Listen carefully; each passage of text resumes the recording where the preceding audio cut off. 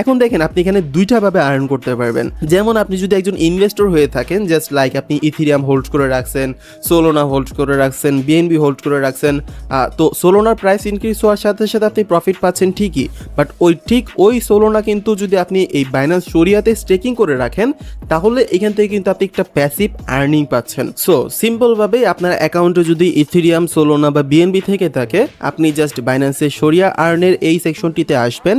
আপনি কোন কারেন্সিটা আসলে স্টেকিং করতে চাচ্ছেন সেই অপশনটি আপনি এখান থেকে সিলেক্ট করবেন।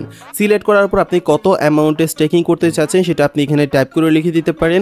তাছাড়া আপনি যদি পুরোটাই স্টেক করতে চান, আপনি এখান থেকে ম্যাক্সে ক্লিক করে দিলে আপনার কিন্তু ফুলফিল হয়ে যাবে। এইবার আপনি এখান থেকে সিলেক্ট করবেন যে আপনি কত দিনের জন্য মূলত স্টেক করতে চাচ্ছেন।